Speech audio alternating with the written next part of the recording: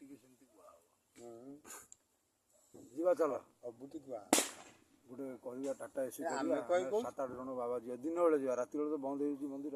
ଆମେ କ'ଣ ଆମେ କହୁଛୁ ପାଠ କହୁଛୁ, ପାଠଟାକୁ ଆମେ ଲକ୍ଷ୍ୟ ରଖିକି ଶାସ୍ତ୍ର ତମ ଲକ୍ଷ୍ୟଟାକୁ ପୂରଣ କରିବାକୁ ଚେଷ୍ଟା କରୁଛୁ। ତମେ ତ୍ୟାଗ ପଥକୁ ଯଦି ଚାହୁଁଛ ତାହେଲେ ତ୍ୟାଗର ବାଟ ଏଇଆ। ଆମେ ଜନ୍ମ ନେଇଛେ ନାରୀ ଗୋଟି ଦୂରେ ଦେବା କୋଉଠି? ଖାଦ୍ୟ ଖୁଆଇ ସ୍ତନପାନ ଦେଇ ମା ଆମକୁ ବଡ଼ କରିଛି, ଭଉଣୀ ଆମକୁ ସଜା କରିଛି। ଆମେ ଏମାନଙ୍କୁ ଜାତିକି ଛାଡ଼ି ଦେଇକି ଆମେ ଗୋଟେ ଆଗକୁ ପଳେଇବା ନା।